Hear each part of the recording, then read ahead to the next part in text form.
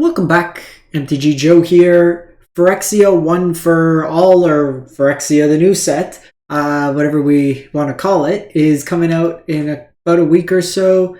And we're going to be looking at some initial day one brews for Standard.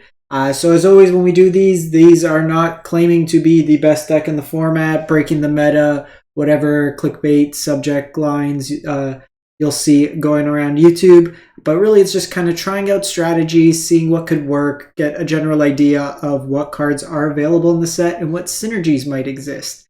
And the first deck we're going to look at is a Phyrexian Obliterator, we're calling it Fight Club deck. And it's built around, it's a Golgari, so green-black deck. You have Phyrexian Obliterator, which is a reprint that's coming to Standard.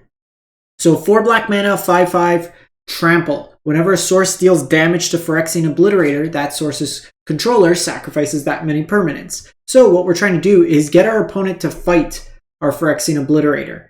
So we have a number of spells to be able to do that. We have Tail Swipe, 2 copies here. So Tail Swipe, instant speed, but also gives us the ability to put an additional power to it. So if it wants to fight something bigger, it can do that. And then we also have Bushwhack.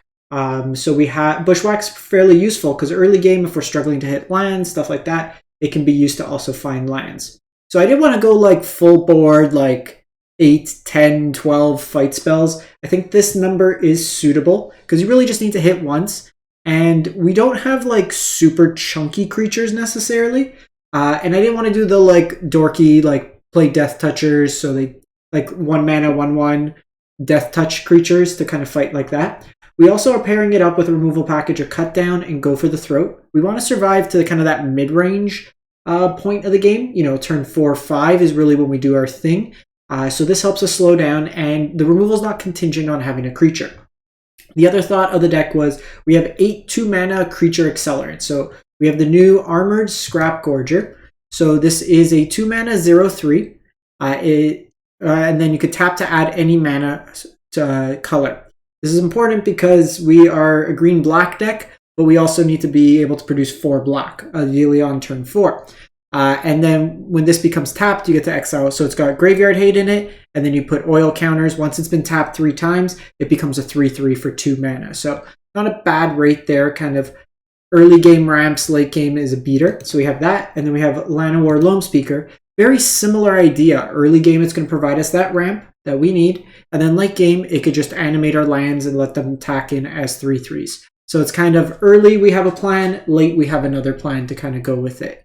And then another card I want to try out seems fairly decent in terms of the body. So this is a 3-mana 4/4 Bloated Contaminator. Trample Toxic. So Toxic is dealing poison counters. For those of you who are familiar, if an opponent gets 10 poison counters on them, they lose the game. Their life could be 1,000,000. Doesn't matter. 10 poison counters, you're dead. And then whenever it deals combat damage to a player, you get to Proliferate. Proliferate is basically look at any type of counter that you might control. Toxic counter, +1/1 counter, -1/1 counter, Planeswalker loyalty ability, the oil counters, whatever they're called. And then you can add another one of those. So this could kind of give us the alternate win condition of the poison counters. A 4/4 for 3 allows us to kind of fight, which is nice as well. That's a card I want to try out. It seems really good for the body, but we'll see how it plays out in practice. And then another card from the new set that seems really good, Glisa Sunslayer. So 3-mana Golgari for a legendary creature 3/3. That's why we're playing 3 copies. First Strike Death Touch is a very good combination of keywords. This means that in combat, if the other thing does not have First Strike, this trades profitably with all the other creatures because it deals the First Strike damage first, which happens to be Death Touch, and it kills them on that. So this makes blocking very awkward for the opponent. And when we do connect and deal combat damage, we get to choose one of these options. So we get to draw a card, lose a life, destroy an enchantment, or remove up to 3 counters from target permanent. So all kind of useful in a vacuum. Even if you're just drawing cards with this, seems really good. Blow up a Reflection of Kiki, Wedding Announcement, whatever it may be in that regard. And then the Death Touch as well. If you fight with Death Touch, even if it doesn't have enough power, so say like you're fighting a 5/5 and it's a 3/3, Death Touch damage is always damage that's dealt, so it kills it regardless. So it's nice like that. This card Sheoldred might be playable. This card's very, very, very, very good. And if we're playing black, we should play Sheoldred.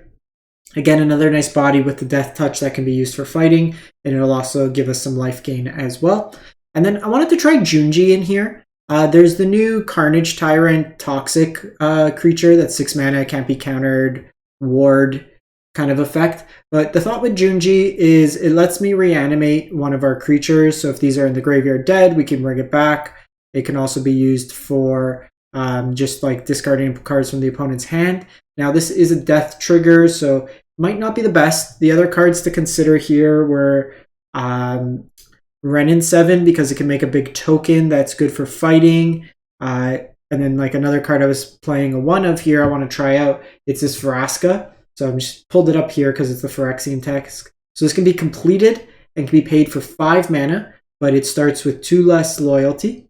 So it starts as a 4/4.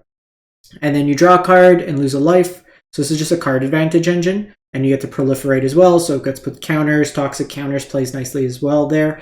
It might be right to play 2 of these, 1 Junji. We'll have to play some games, see how it plays out. Target creature becomes treasure. So basically, you Oko any creature. So if it's got like indestructible or an exile, you just turn it into a treasure token.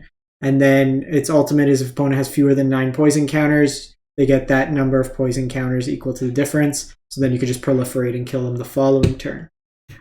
It could be right that these don't play out well and it's just 4 Invoke Despairs at the top end. So there's some considerations there.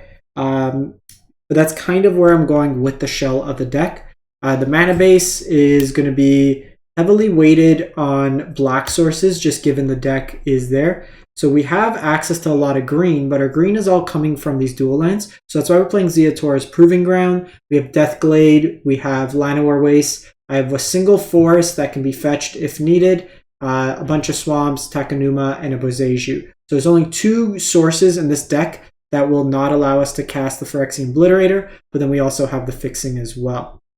So we end up having 12, 14 green sources to allow us. We have no double green in the deck. In terms of sideboard, stuff like that, I usually wait to see where the meta's kind of at. Terra Sunder, more removal spell, Gix's Command, maybe Liliana the Veil, all considerations in terms of the deck itself.